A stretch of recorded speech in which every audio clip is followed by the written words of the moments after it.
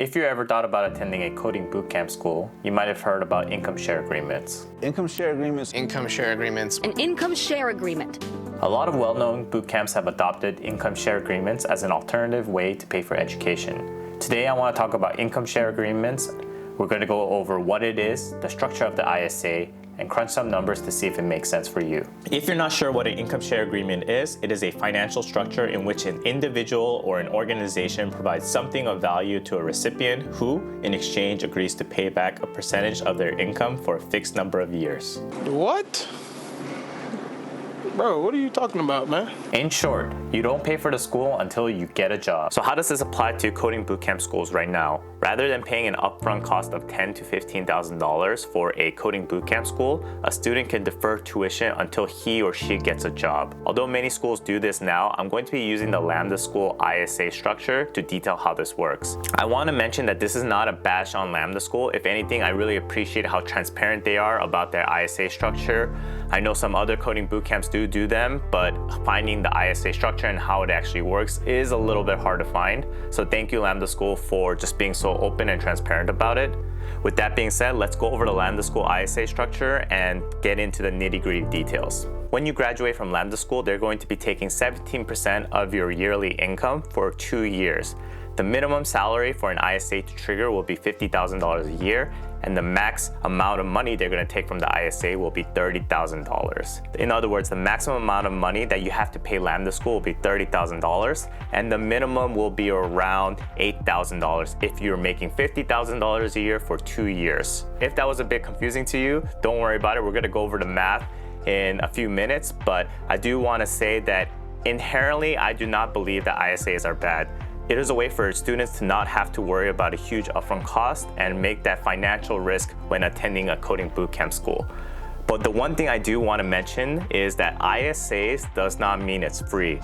You're eventually going to be paying back that school in one way or another. And if you take the ISA route, you need to consider the ISA itself before you accept that job offer. I'm going to give you the worst case scenario in terms of job salary, work location, cost of living, and how much that can be impacted even more when doing an ISA. Please understand this is probably one of the worst case scenarios, and it may not apply to you depending on where you live and the type of salary you get.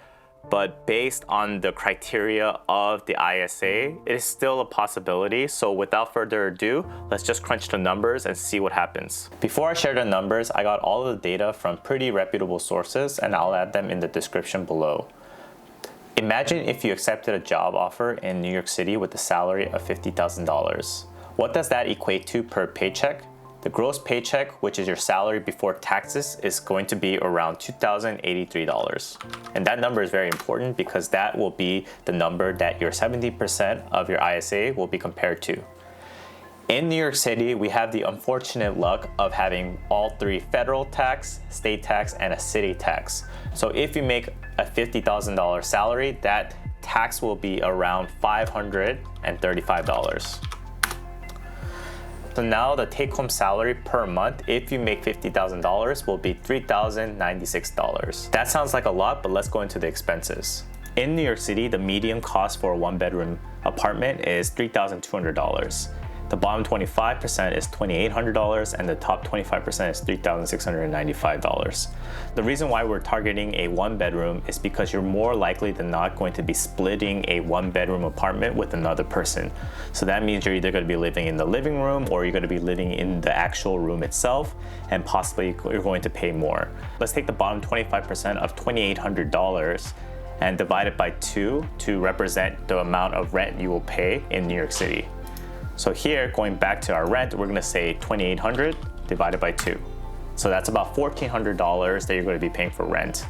The next thing we're gonna do is pay for our utilities. The cost of utilities in New York City is about $145.55.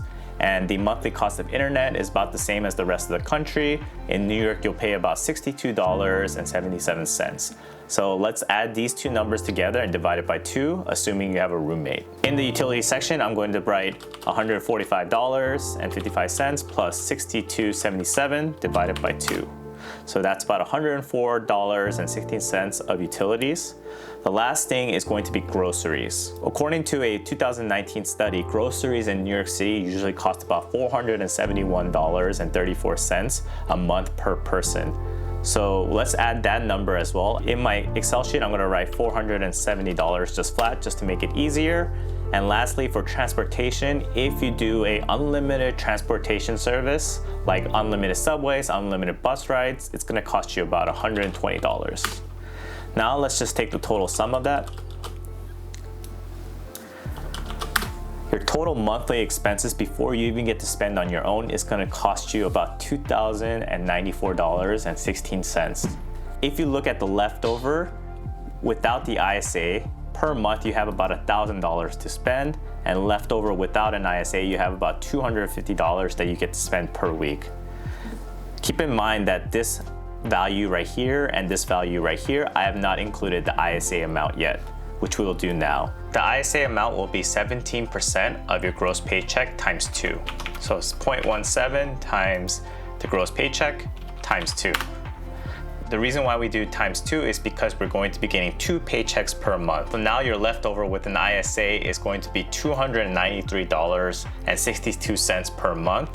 And then your leftover with ISA per week is going to be $73.41 per week. I cannot imagine making $50,000 with an ISA with a $73.41 budget per week. It is very difficult, especially living in New York City, because you never know what other expenses might kick in. So these are one of the dangers of accepting a $50,000 salary in New York City with an ISA. Also keep in mind that I didn't even include a 401k or retirement contribution. At this point, if you're making $50K in New York City, the last thing on your mind is contributing to retirement, which I totally get. But for 2 years, if your salary does not change, this is going to be a pretty rough life that you're living. Okay, so I will acknowledge that there are going to be a lot of variable costs to this. What if you don't live in New York City? Maybe your rent and utilities will be a lot less, and it is possible that you get a higher offer than $50,000. In New York City specifically, the average salary coming out of a bootcamp school is about $75,000. To help better understand this, I attached the same exact scenario for $75,000 a year and $100,000 a year. So take a look and see how much difference it would make if you make $50,000 to $75,000 and $75,000 to $100,000 respectively. One thing I want to mention is that just because the average coming out of a boot camp is $75,000 in New York City does not guarantee that you're going to make $75,000 out of a boot camp. So even if the numbers are doable with $75,000, there's no guarantee. You could still be offered $50,000 and you'll have to figure out a better way to manage your finances during that time. Another thing to consider is that most boot camps will cost between $12,000 to $17,000. If you were to land a job making $60,000 a year and you went the ISA route, you're going to have to pay a total of $30,000. Lambda School provides you with a table that shows you how long it's going to take to repay what you need to through the ISA, and it looks like the minimum salary for Lambda School to receive $30,000 is $60,000 a year. If you can afford the upfront cost, you could potentially be saving $15,000 a year. That's a pretty big difference in my opinion. And obviously there's a lot more inherent risk for yourself because you have to put up the upfront cost. But if you feel like you can afford it and you're all in, I would definitely consider doing that over the ISA. ISAs are pitched in a way where you don't take any risks and the school invests in you. And as great as that sounds, the reality is the only person that can really invest in you is yourself.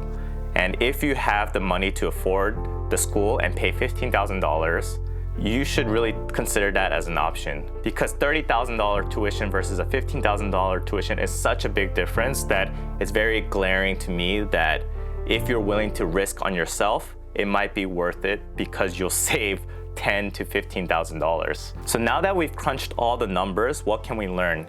If you got nothing out of this video, the one thing I want to ask you to do before making a decision with an ISA route is to crunch your numbers. 50K isn't 50K, 75K isn't 75K. On top of taxes, you're going to go through some other expenses like rent, utilities, internet, groceries, and then the ISA. how will the extra $700 to $1,000 that's taken out of your paycheck every month going to impact your daily financial life? Acknowledging that you're going to have to make certain sacrifices even after completing a grueling bootcamp school can be a daunting experience, especially for those of you who attended a coding bootcamp school with the intention of changing your financial situation. The last thing I will mention is the timeline to completion. Yes, the school may be free, but the more time you spend learning is more time lost making money and having an income. Usually boot camps are about 3 months, but I believe Lambda School is about 6. So that's about 6 months of you not working, which is pretty crazy to me.